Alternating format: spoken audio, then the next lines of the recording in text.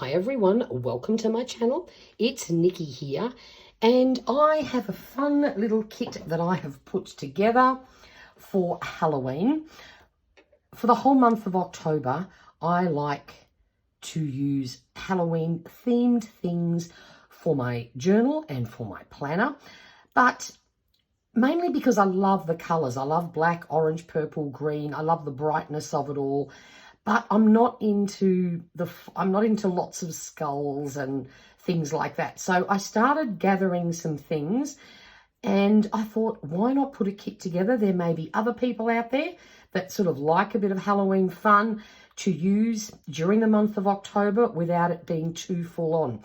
So the very first page of this kit includes some hand-drawn items that I did, and they look Halloweeny, but not Halloweeny. So I think for the first couple of weeks, they'll be perfect.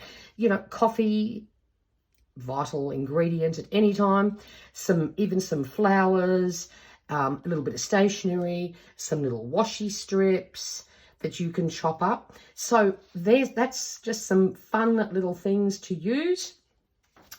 The next page is a little bit more Halloweeny, but again, just fun things, cute little cupcakes. Love all the potion bottles, a few more little washi strips that you can use, a few little sayings. Then the next page, now I just realized there is a mistake here and I have corrected that. That should be an S, not an X. This is just basic Halloween style elements that you can use at any time.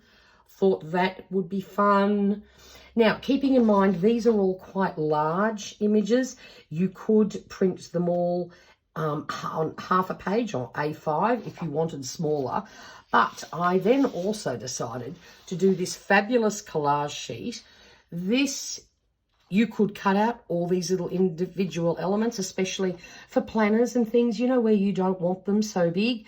The other thing that I will probably do with one of these sheets is insert this in my cover on cover of my journal and just have that on display as the cover sheet.